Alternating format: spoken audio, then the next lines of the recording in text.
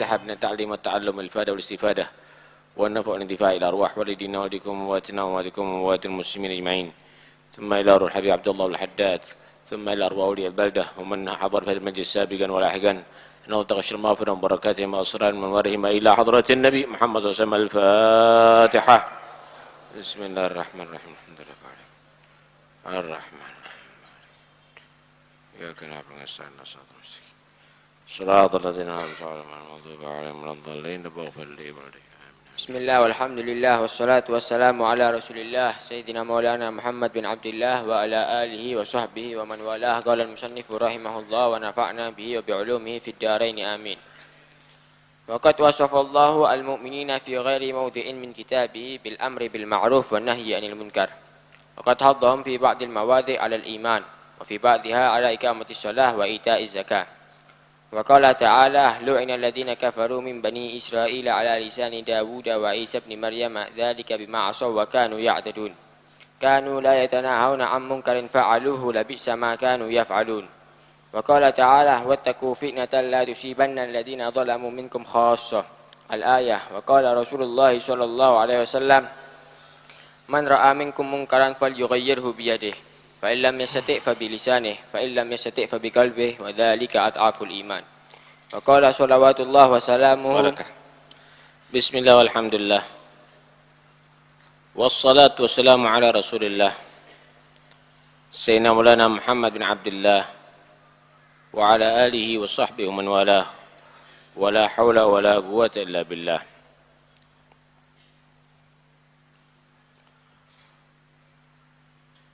وقد وصف الله قال المصنف رحمه الله نفعنا به وبعلمه في دار آمين. وقد وصف Allahul mu'minin, dan benar-benar telah mensifatkan Allah orang-orang beriman itu fi ghairi mawdhi'in min kitabih, di selain satu tempat daripada kitab Al-Qur'an, maksudnya banyak diterangkan dalam ayat-ayat Al-Qur'an, bil ma'ruf bil amri bil ma'rufi wan nahyi 'anil munkar, dengan masalah amar ma'ruf dan nahi munkar, mengajak orang berbuat kebajikan dan mencegah orang daripada perbuatan kemungkaran. Wa qaddama wasfahum bihi fi ba'dil mawadhi' 'alal iman, malah di sebagian tempat, di sebagian ayat Allah mendahulukan sifat-sifatnya orang yang beriman itu dengan menegakkan amar ma'ruf nahi mungkar di sebagian ayat-ayat Al-Quran alal iman, sebelum dinyatakan beriman. Wa fi ba'diha ala iqamatis shalah, sebagian ayat yang lainnya sebelum masalah kewajiban sholat dan ita'iz zakah, kewajiban mengeluarkan zakat. Alhasil banyak sekali tentang masalah-masalah bagaimana Allah Subhanahu wa ta'ala merintahkan kita melaksanakan amar ma'ruf dan nahi mungkar. Dan itu menjadi sifat orang yang beriman. Ya, kemarin sudah disinggung sebagian. Allah berfirman, orang-orang kafir daripada orang Yahudi, mereka mendapatkan laknat. Orang-orang Yahudi mendapatkan laknat, ya, orang-orang Bani Israel, dan laknat itu keluar dari nabi mereka sendiri, yaitu Nabi Isa dan Nabi Dawud. Lu'inal ladzina kafaru min Bani Israil ala lisani Dawud wa Isa bin Maryam. Mendapatkan kutukan orang-orang yang kafir daripada Bani Israel dari melalui lisan nabi mereka sendiri, yaitu Nabi Dawud dan Nabi Isa bin Maryam. Nabi Dawud melaknat kaum kafir Bani Israel sampai akhirnya mereka dijadikan kera, dan mereka itu adalah penduduk Ailah. Penduduk Ailah atau Ilah. Wa Isa bin Maryam, demikian juga Nabi Isa bin Maryam mendoakan mereka sehingga mereka dilaknat oleh Allah Subhanahu wa taala. Hum ashabul maidah, mereka adalah kaum yang menuntut untuk minta jaminan jamuan dari langit. Ashabul maidah. Kenapa mereka mendapatkan laknat? Dzalika bima asau, karena mereka tadi itu bermaksiat kepada Allah. Inti-intinya karena melanggar. Wa kanu ya'tadun, bukan hanya bermaksiat. Kalau bermaksiat tobat, menyesal nggak apa-apa. Melampaui batas mereka. Kemudian kanu la yatanahuna 'an munkarin fa'alu. Yang ngerti-ngerti mereka tidak mencegah daripada kemungkaran yang mereka lakukan oleh orang-orang yang melanggar dengan sengaja. Lebih sama kanu yaf'alun, maka jelek sekali apa yang telah mereka perbuat. Coba perhatikan ayat ini. Nabi itu diutus untuk rahmat, tapi tidak sampai doakan jelek. Kenapa? Karena melampaui batas, kurang ajarnya sama Tuhan. Loh, yang mendapatkan laknat ini apa khusus orang-orang yang berbuat pelanggaran? Yang nggak melanggar pun tapi membiarkan, itu juga mendapatkan laknat. Yang ngerti tapi tidak mencegah, itu juga mendapatkan laknat. Dan Allah menyatakan labi sama kanu yaf'alun. Sikap yang demikian itu adalah jelek. Melakukan kemaksiatan dan membiarkan kemaksiatan cuek, wis nggak usah ikut-ikut, biar itu dan ini. Itu labi sama kanu yaf'alun, perbuatan yang jelek. Karena itu nggak boleh kita nggak mikiri, harus kita pikirkan gimana caranya daerah kita, rumah kita, kalau perlu negara kita, kalau bumi semuanya adalah bebas maksiat. Sekalipun tidak mungkin. Sekalipun tidak mungkin. Kenapa? Karena dunia ini adalah tempat yang paling hina, Pak. Dunia ini tempat yang paling hina. Kalau surga tempat yang mulia. Karena itu yang masuk surga, yang boleh menikmati surga harus orang beriman. Orang kafir nggak bisa. Kalau dunia ini tempat hina, walaupun kafir boleh hidup di sini, boleh menikmati. Karena itu Nabi SAW menggambarkan bagaimana kehinaan dunia ini. Lau kanatid dunya ta'dilu janaha ba'udah ma saga kafiran syarbata ma'. Lau kanatid dunya ta'dilu indallah janaha ba'udah. Kalau seandainya dunia ini berharga seperti sayapnya nyamuk di sisi Allah, nilainya seperti sayapnya nyamuk. Kira-kira sayapnya nyamuk dalam pandangan Anda sebagai manusia berharga enggak? Apalagi dalam pandangan Allah. Kalau seandainya berharganya dunia itu seperti sayapnya nyamuk, maka tidak diizinkan, tidak diberi minum, dan tidak diberi makan orang kafir di atas bumi ini. Tapi karena bumi ini adalah tidak berharga, maka bebas sekalipun mengkafirkan kepada Allah boleh hidup. Setan pun gentayangan di bumi. Karena itu, sekalipun tidak mungkin bumi ini kosong daripada maksiat, tapi itu adalah tugas kita bagaimana kita membersihkan daripada maksiat. Sama dengan sekalipun tidak mungkin orang itu tidak mati, pasti mati, tapi kita harus mempertahankan umur, mempertahankan kesehatan, mempertahankan kehidupan. Ya mau nggak mau. Kalau sakit ya berobat. Orang sehat itu juga takdir Allah, orang sakit itu juga takdir Allah. Terus mau makan racun? Ya nggak begitu kan? Begitulah juga. Loh, memang Allah itu membuat bumi ini pasti ada orang maksiat. Iya, tapi tugasnya kamu. Gimana caranya maksiat ini diberhentikan kalau bisa. Kalau enggak bagaimana dihindari dan mengajak yang lainnya untuk menjauhi. Baik. Wa qala ta'ala, dan Allah Subhanahu wa taala juga berfirman, wattaqu fitnatan la tusibanna alladziina zalamu minkum khassah. Wattaqu, hati-hati ya, hati-hati daripada fitnah yang menimpa kepada kamu.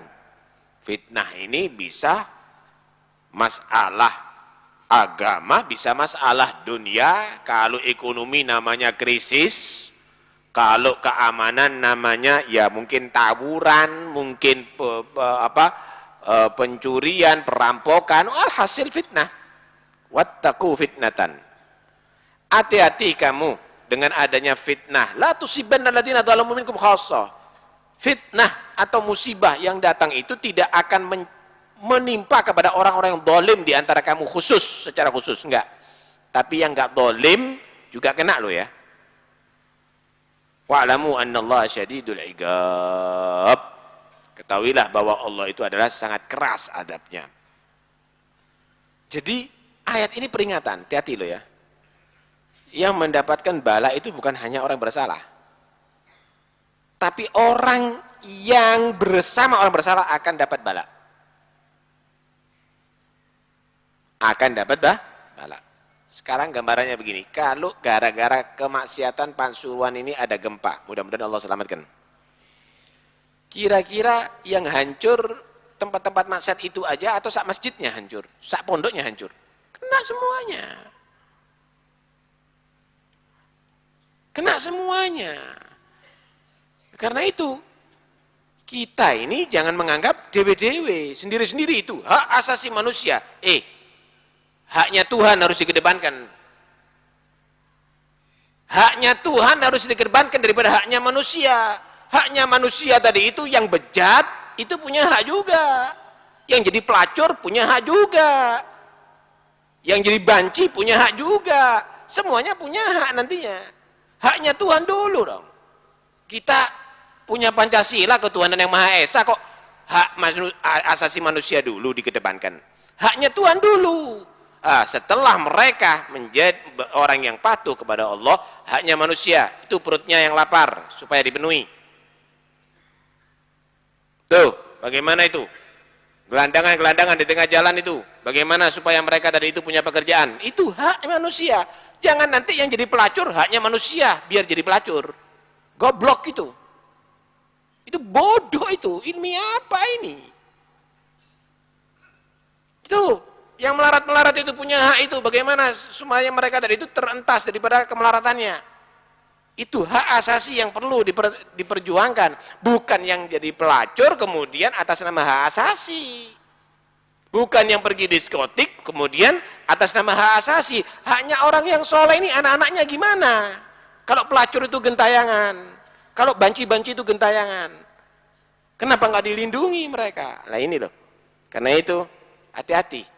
Kita jangan mau dipeluk-kutu dan digoblok-goblok sama oleh orang yang berdalil hak asasi. Kita harus mengedepankan hak Tuhan. Hak Tuhan dulu.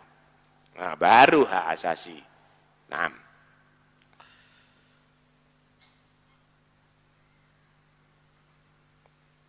Ada satu hadis Nabi. Dan ini perlu kita camkan baik-baik.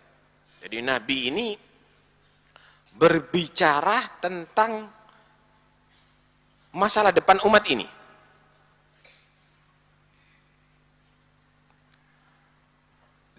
Diriwayatkan oleh Abu Umamah Al-Bahili. Nabi SAW bersabda, "Kaifa antum idza tagha nisa'ukum wa fasaqa syubbanukum wa taraktum jihadakum." Bagaimana ya keadaan kamu jika di zaman itu perempuan-perempuan membangkang, nggak ada yang patuh sama suami, pemuda-pemuda menjadi orang fasik, berbuat dosa selalu, dan kamu nggak peduli lagi dengan jihad membela kebenaran. Kira-kira ini zamannya siapa ini? Anda bisa bayangkan ini. Qalu wa inna dzalika kainun ya Rasulullah. Itu terjadi ya Rasul. Sahabat heran karena zaman itu nggak terjadi. Pemudanya orang-orang soleh, perempuan-perempuannya solihah. Kemudian semangat untuk membela agama tinggi. Itu terjadi ya Rasul. Qala na'am. Ya, bakal terjadi. Walladzi nafsi biyadihi wa asyaddu minhu sayakun. Demi yang jiwaku di tangannya, Nabi sumpah. Demi Allah yang jiwaku ada di tangannya, yang lebih dahsyat dari itu akan terjadi. Wa ma asyaddu minhu ya Rasulullah. Sahabat heran, apa yang lebih dahsyat ya Rasul daripada zaman itu? Zaman perempuannya membangkang, nggak nurut, disuruh jilbaban nggak nurut, disuruh taat kepada Allah nggak nurut, misalnya. Udah, maunya sendiri. Kemudian zaman pemudanya, kelas pengikut hawa nafsu. Nggak ada yang mau belajar, nggak ada yang mau dengarkan nasihat, nggak ada yang mau dengarkan ayat, nggak ada yang mau dengarkan hadis, nggak ada yang mau peduli dengan masjid atau majelis taklim. Karaoke, joget, tato, minum-minuman keras, dan tidak ada yang peduli memperjuangkan agama. Ada yang terjadi lebih dahsyat dari itu, kata Nabi. Apa ya Rasul? Kaifa antum idza lam ta'muru bi ma'ruf wa lam tanhau 'an munkar. Bagaimana jika kamu tidak ada yang mengajak kepada perbuatan kebajikan dan tidak ada mencegah daripada kemungkaran? Nggak ada lagi yang amar ma'ruf, nggak ada yang ngajak sholat, nggak ada yang ngajak baca Quran, nggak ada yang ngajak berzikir, nggak ada yang menasihati orang ketika dia tadi itu mau maksiat kepada Allah, nggak ada yang menegur mereka. Sekarang masih ada ya. Sahabat tanya, wa kainun dzalika ya Rasulullah? Terjadi itu ya Rasul. Na'am walladzi nafsi biyadihi wa asyhadu minhu sayakun. Iya, bakal terjadi. Demi Allah yang jiwaku ada di tangannya akan terjadi, dan yang lebih dahsyat dari itu akan terjadi. Apalagi yang lebih dahsyat? Apalagi yang lebih dahsyat? Wa ma asyaddu minhu, apa yang lebih dahsyat dari itu ya Rasul? Kaifa antum idza ra'aitumul ma'ruf munkaran wal munkar ma'rufa. Bagaimana jika kamu melihat kemungkaran dianggap baik, kebaikan dianggap kemungkaran? Kalau perempuan pakai cadar jelek, kalau perempuan buka pakai pakaian ketat, jadi jualan ning. Perempuan yang malu-malu nggak dikasih medali, tapi perempuan yang vulgar, juara kecantikan, menjadi berharga, bernilai. Kalau ngadakan pengajian, protes. Tapi kalau orkesan, gampang.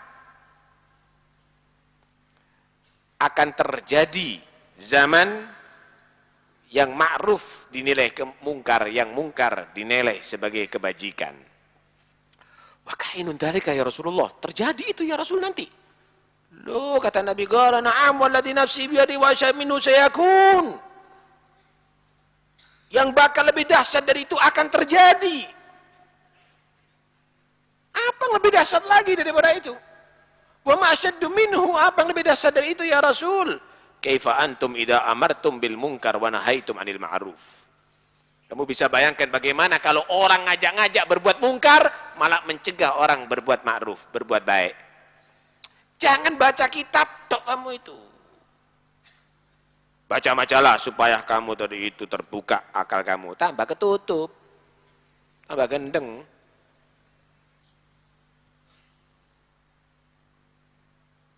Coba kamu dengarkan musik-musik, lagu-lagu barat itu. Jangan kamu dengarkan ayat-ayat aja, nggak bisa maju kamu. Tambah mundur sampai ke neraka nanti. Bagaimana kamu akan melihat manusia ngajak berbuat kemungkaran dan mencegah daripada perbuatan kebajikan? Qalu wa kaidun dzalika ya Rasulullah. Itu terjadi ya Rasul. Akan terjadi zaman itu ya Rasul. Maka Nabi menyatakan, na'am walladzi nafsi biyadihi wa asyaddu minhu sayakun. Ya, bakal terjadi, bahkan yang lebih dahsyat dari itu akan terjadi. Waduh. Apalagi ya Rasul? Yaqulullah ta'ala, bi halaftu la utihanna lahum fitnatan yasirul halim fiha hairan. Demi aku bersumpah, Allah bersumpah demi zatnya. Demi aku bersumpah, kata Allah. Aku akan memberikan fitnah. Aku akan memberikan satu problem, satu masalah yang orang-orang yang berakal di zaman itu pun bingung. Orang yang berakal ini bingung, Pak. Ini melok sopo iki saiki? Yang satu fatwa barat, yang satu fatwa timur. Melok sopo? Bingung. Orang yang berakal bingung. Ini apa ini kok bisa begini nih ya? Isinya kok bisa begini, kok jadinya begitu? Orang yang berakal bingung hidup ada di zaman itu. Kok enggak bodoh kitab kabeh? Atau kitabnya kok diselewengkan? Tafsirnya kok lain ya? Pendapatnya kok nyeleneh ya? Terus demikian. Orang yang ngerti tambah bingung ada di zaman itu. Itu puncaknya sudah. Puncaknya. Karena itu, ini hadis sebenarnya menggambarkan bagaimana zaman tadi itu perubahan akan dahsyat, perubahan akan menjadi masalah-masalah yang pelik-pelik tadi itu akan terjadi. Yang peduli sama agama nggak ada. Peduli dengan agama seakan-akan nggak ada. Nggak perlu dah mikir agama. Yang penting sehat. Sehat apanya? Kalau sudah akhlaknya bejat. Kalau sudah sehat, akhlaknya bejat, tawuran jadinya. Bunuh-bunuhan jadinya. Yang penting pinter, kalau pinter, akhlaknya bejat, korupsi jadinya. Yang penting berani, akhlaknya bejat, akhirnya preman jadinya. Karena itu nggak bisa hidup tanpa agama ini, Pak. Nggak bisa. Karena itu tepat di Indonesia itu. Pancasila itu yang pertama ketuhanan yang Maha Esa, nggak bisa. Itu orang Amerika, kriminal di sana itu banyak, tertinggi itu di sana. Kenapa? Karena mereka tidak punya ketuhanan yang Maha Esa. Agama, nggak beragama, inti mau nyembah siapa aja, bahkan mencaci Tuhan pun di sana bebas. Kenapa? Liberal, yang penting hak asasi manusia, haknya manusia. Loh, apa Indonesia melok-melok itu? Loh, kita punya Pancasila. Dan itu tidak benar itu. Boleh ada Menteri HAM. Dulu Pak, lihat itu, Menteri HAM, hak asasi manusia. Bambung-bambung itu banyak itu. Yang miskin itu banyak itu haknya manusia. Kenapa itu enggak kamu kasih itu haknya? Kenapa? Itu yang pelacur-pelacur biar tobat. Itu hak asasi manusia. Jadikan orang benar, jangan dilindungi. Nah, mau bekerja apa? Mereka kasih pekerjaan yang berakhlak, bermoral. Kok seperti nggak ada ketuhanannya begitu? Kira-kira agama yang mana? Yang melegalkan perzinaan. Dolek nois. Walaupun tidak haram. Agama yang mana? Yang setuju dengan mabuk-mabukan. Karena itu sangat nista ya, sangat-sangat tidak berharga omongan-omongan model begitu itu. Apalagi daripada masa astagfirullahaladzim mau dilegalkan kondom di mana-mana. Menteri opong ini ngatur di Indonesia. Ngene ngatur di keliru. Jangan dipilih orang begini-gini jadikan menteri. Ini masuk ke perlu di psikiater ini. Enggak benar, artinya begini loh. Giring orang itu ke yang positif. Positif itu adalah kenalkan sama Tuhan. Kenalkan dengan ajaran agama. biar orang itu berakhlakul karimah. Begitu seharusnya orang itu kalau mau berpikir. Karena itu kita terus terang krisis dengan orang-orang yang peduli. Ya, kita nggak senang dengan adanya reaksi yang anarkis, kita nggak senang. Tapi omongan-omongan model begitu itu memancing, nggak benar. Omongan begitu memancing untuk anarkis. Penampilan-penampilan yang bertentangan dengan agama itu memancing untuk anarkis, nggak benar. Baik. Karena itu peduli terhadap agama itu adalah penting. Dengarkan hadis Rasulullah sallallahu alaihi wasallam. Nabi sallallahu alaihi wasallam bersabda, "Man ra'a minkum munkaran."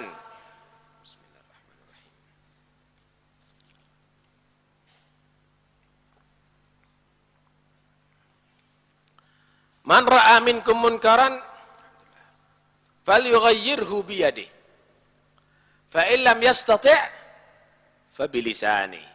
Fa in lam yastati' fa bi qalbihi wa dzalika adhaful iman. Siapa orang yang menyaksikan, melihat di antara kalian kemungkaran, maka harus ada sikap merubah kemungkaran. Merubah ini dengan cara bermacam-macam. Falyughayyirhu biyadi. Merubah dengan tangan. Oh, ada patung. Paham ya? Oh, ada apa? Patung, gambar patung misalnya. Dalam Islam kan tak benar. Oh, dirubah, dibuat gambar bola. Bisa falyughayyirhu biyadi. Paham nih ya? Oh, ada di sini gambar perempuan telanjang misalnya. Dirubah, oh, gambar misalnya kera. Ya, tidak boleh juga kera. Misalnya gambar perempuan telanjang, oh, dibuat gambar mawar misalnya. Artinya dirubah dengan tangannya tadi. Merubah tadi itu bisa dengan tangan tadi itu yang baik. Atau misalnya dengan ketegasan. Oh, ada perjudian, tangkep. Falyughayyirhu biyadihi, kemungkaran itu. Oh, ada mabuk-mabukan, tangkep. Ada premanisasi, tangkep. Rubah dengan tangan, masukkan penjara. Biar dia berubah jadi orang baik. Siapa orang melihat kemungkaran, maka hendaknya dia merubah dengan tangannya.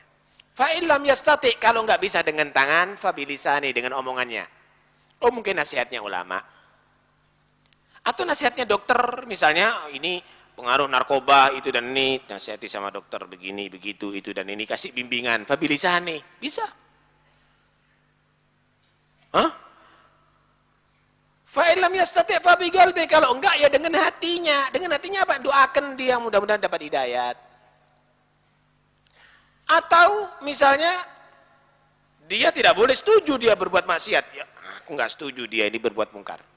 Gimana caranya dia tadi itu menjadi orang yang tobat. Diusahakan. Fa illam yastati' fa bi qalbi. Tingkatan bi qalbi ini dengan hati ini, wadzalika adhaful iman. Ini adalah tingkatan yang paling lemah imannya.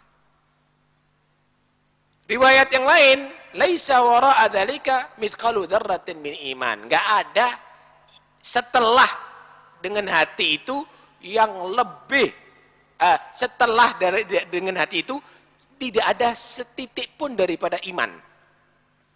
Artinya kalau orang setuju dengan perbuatan kemaksiatan berarti koyok-koyok kopong imani. Koyok-koyok kopong imannya. Hati-hati Pak, hati-hati. Karena itu kita harus teliti ya. Yang pertama sikap yang harus kita kerjakan, keluargamu, anak-anakmu. Delon. HP-nya, buku-bukunya, teman-temannya, omongannya, lihatan keluarganya kamu, delon kupingnya anakmu itu, ada kanting-kantingnya enggak? Lihat itu di tubuhmu, ada tatunya enggak? Lihat itu model rambutnya itu, Bagus apa enggak? Dilihat itu semuanya. Keluarga. Lihat putri-putri kamu itu, dia pakai jilbab enggak? Pakaiannya ketat enggak? Kumpulannya sama siapa? Jangan-jangan dia sudah kenal sama ratusan laki-laki. Jangan-jangan fotonya sudah ada di mana-mana. Nah, karena itu, mulai dari keluarga Anda dulu. Baru nanti setelah keluarga Anda, famili Anda, tetangga Anda, teman dekat Anda, masyarakat umum, itu dan ini. Kalau kita tidak bersikap, ya kebobolan semuanya. Coba sekarang misalnya, kalau sekarang yang hadir ini misalnya 3.000 orang. Paham ya? Setiap orang peduli dengan satu orang muslim yang maksiat. Berarti insya Allah tobat 3.000 orang. Karena itu penting sekali untuk peduli. Ya ini Islam ini bukan agama pribadi, tapi agama yang peduli dengan yang lainnya. Nah, jadi begitu ya ajaran Islam. Begitu ajaran Islam ya. Jadi jangan sampai kita keliru dalam memahami ajaran agama ini. Yang enggak sholat peduli kita gimana caranya bisa sholat. Ya. Yang enggak baca Quran peduli kita gimana. Lah, yang lainnya yang sudah ada yang enggak ngajar, ya kita dukung gitu. Jangan nanti kita saling gembosi, enggak benar. Kita dukung dia, kita dukung. Oh itu ada yang ngajar, kita dukung. Kalaupun kita punya harta, kita dukung juga dengan harta. Kalau enggak, kita dukung dengan moral. Kalau enggak bisa, kita doakan, ya Allah mudah-mudahan sukses, mudah-mudahan sukses. Gitu. Nah karena itu, kalau kita tidak punya hati yang baik, maka kadang-kadang kita menjadi kekanak-kanaan. Tahu kanak-kanaan enggak?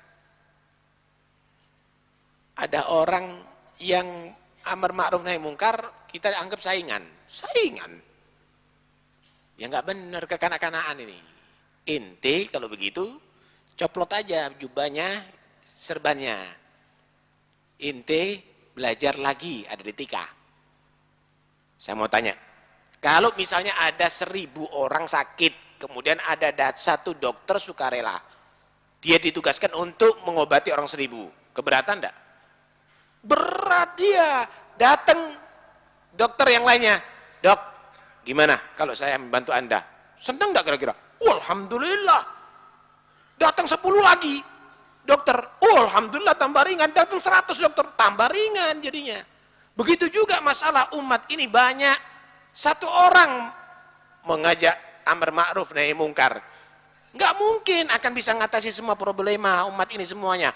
Muncul banyak yang mengajak amar ma'ruf nahi mungkar, maka itu adalah penting untuk saling ta'awun, saling tolong menolong, karena untuk demi meringankan. Nah mudah-mudahan insyaallah kita semuanya menjadi orang yang bisa menegakkan amar ma'ruf nahi mungkar. Ala dinnya al-Fatihah. La ilaha illallah, la ilaha illallah.